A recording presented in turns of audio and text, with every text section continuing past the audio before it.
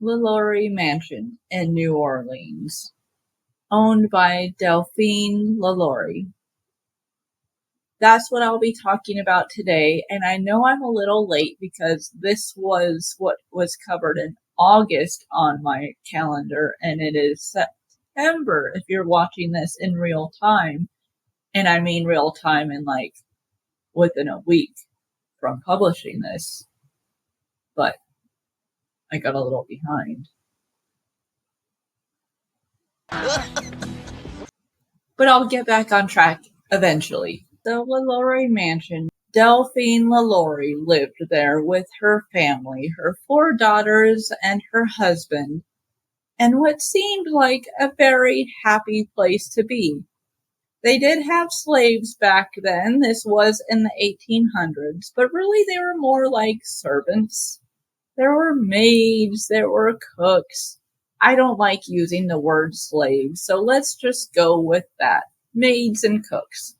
She had a few of those, and she was like the socialite. She would have cocktail parties. Everyone in the neighborhood would show up. From the outside, it seemed like a very good place to be. If you worked there, you were in a very good spot. But the inside was completely different. Delphine LaLaurie is known as America's first female serial killer. And that is where this story really begins. So her workers had to put up a front, had to seem happy, had to make it seem like they loved it there. Because if they gave any hint that they were unhappy, if they did anything wrong, they were brought upstairs to the top floor. No one wanted to go to the top floor. And so during one of their cocktail parties, the one who was in charge of cooking that night, it was rumored that she started the fire in the kitchen that started spreading. So everyone in the party had to be evacuated. Police came. I'm sure firemen came also. I mean, they probably had firemen back in that time. So yeah, firemen came, but the police definitely showed up. Everyone was evacuating. Delphine and her family knew what they were about to discover, so they fled. No one saw them leave, but they took off. And as the policemen reached the top floor, there was a door that was locked. They broke it down, and they were not prepared for what they were about to see. There were dead bodies there already, but there were also living people, and the living people were tortured. Tortured in ways that I'm not really sure I should really explain them to you, because they're nightmarish kind of torture. Think of the worst case scenarios. Think of the awful things that you can picture happening.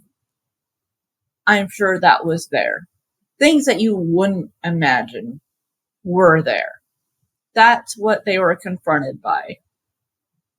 And so obviously, all the rumors that they heard, which there were rumors that things weren't as happy as it seemed in there, but no one paid attention because everyone seemed so happy. So they knew the rumors were true. Whether those people survived or not, I think they are way too far gone to have survived. But you can see how LaLaurie Mansion made the calendar, because I'm sure it's extremely haunted. So if you're hearing that name and you're wondering why you never heard of it, you actually have. If you watch American Horror Story, they briefly touched on the LaLaurie Mansion in the Coven season. Well, I say briefly, but I feel like, and it has been a long time since I've watched that season, but I feel like they may have surrounded a lot of it around the LaLaurie Mansion without actually going into specifics. I don't think they used their actual names, but if you remember Kathy Bates torturing people, well, That's this place. The torture was what she did. And while all the policemen were going around the house to make sure everyone was safe from the fire while they were trying to put it out, Delphine and her family escaped. Now, the rumor is they went to France. What happened to them once they got there? No one really knows. I mean, obviously, they would have had to change their identity because if they didn't, then, that would be pretty dumb. So I feel like they all changed their identity somehow. And no one knows what happened to them after.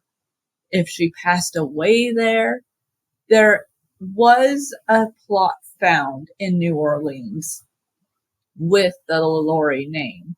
No one really knows if it's her for sure. There's thoughts that it might be her, but no one can really say. So what happened to her? How old she got? Maybe she was caught there. No one really knows. But once she went to France, she was never heard from again. And the mansion does still stand. And if you've watched my other New Orleans video about the cemetery there, you heard me talk about Nicolas Cage wanting a plot there. He already reserved himself an area in that cemetery. One of the other things he also did in New Orleans is he purchased this mansion. Why? I have no idea. But he did. He owned it for a little while. He's not the owner of it now, but the house is still standing. You can't go in. You can walk around it. It is covered on ghost tours.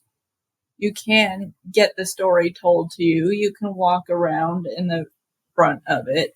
If you peek in, there is an area where there's like a big courtyard. It does look beautiful from the outside, but from the inside, it's so tragic. I'm sure it is so haunted there from the years of torture that they did. There really is no record of, I don't think those people survived. The slaves that they found that were still hanging on, they were probably too far gone to have survived. But everyone else, there was years of slaves that were tortured. I'm all for going into a haunted house, but a haunted house where there's that much sadness, that much pain, I don't think I would want to do it. Would you?